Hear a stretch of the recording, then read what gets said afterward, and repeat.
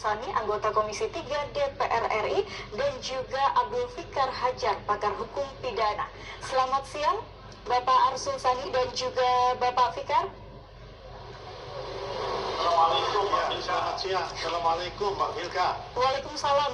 Bapak, terima kasih telah bergabung bersama kami. Dan sebelumnya kita awali dulu dari Pak Fikar. Pak, mungkin bisa dijelaskan bagaimana aturan baru terkait Mahkamah Agung ini, Pak? Pada prinsipnya, ini aturan yang menurut saya progresif dalam pengertian memberikan standar pemidanaan terhadap hakim-hakim gitu. Karena bagaimanapun juga hakim-hakim itu dengan kebebasan kekuasaannya yang melekat pada dirinya itu punya kebebasan untuk menafsirkan fakta-fakta yang ada di persidangan. Nah, baik KUHP maupun KUHAP belum memberikan guidance atau petunjuk secara teknis bagaimana menjatuhkan hukuman, apa ukurannya dan sebagainya. Kalau KUHAP umpamanya hanya menyebut yang memberatkan dan meringankan. Nah, dan ini kan menjadi relatif. Nah, karena itu kemudian tidak heran terjadi disparitas dari fakta yang sama atau dari sebuah fakta persidangan yang sama bisa lahir putusan-putusan yang berbeda.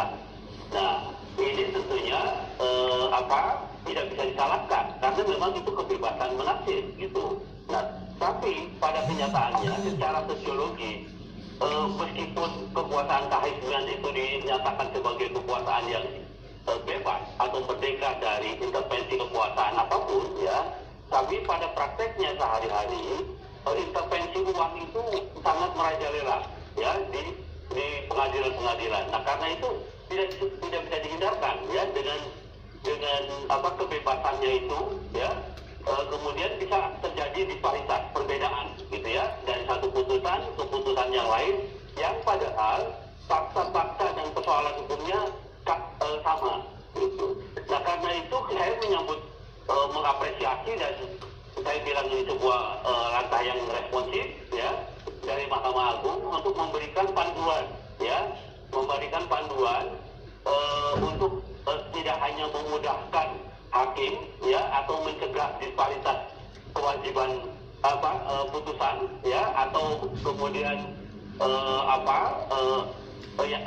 tujuan-tujuan lain umpamanya menciptakan kepastian hukum sekaligus keadilan dan kemanfaatan tapi juga aturan ini akan menjadi pengawasan secara sistemik itu Kalau dulu saya pernah menyatakan ketika ada artijo al-kostar di Mahkamah Agung itu ada semacam penjaga moralnya ketika artijo itu memutuskan perkara-perkara korupsi tidak akan ada yang pernah lolos dari tangan artijo, bahkan ditambah hukumannya seperti itu dan ini membuat kalau menurut saya semacam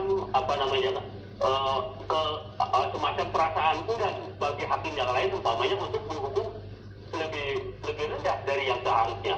Nah ini yang saya bilang ketika artijo pensiun itu artinya fenomena artijo itu hanya sebagai yang tidak sistemik gitu. Dia begitu artijo keluar maka tidak ada lagi penjaga moralnya. Nah kehadiran peraturan ini saya kira ini menjadi pengawasan secara sistemik gitu terhadap para hakim. Nah, karena itu kalau menurut saya aturan ini harus dijalankan dengan ketat dan hakim harus tunduk pada aturan ini karena sudah jelas gitu ada ukuran-ukuran yang rasional mengenai berapa tahun atau berapa lama atau berapa denda yang harus dijatuhkan kepada seorang pelaku korupsi terutama yang berkaitan dengan kerugian negara ini khusus untuk pasal 2 dan 3 Undang-Undang Korupsi. Jadi yang ada kaitannya dengan kerugian negara dan yang dilakukan oleh orang per orang bukan korporasi. Nah jadi selain memudahkan juga kalau menurut saya ini menjadi pengawasan sistemik bagi para hakim untuk menjatuhkan putusan berdasarkan fakta-fakta yang terjadi di dalam persidangan. Baik, baik.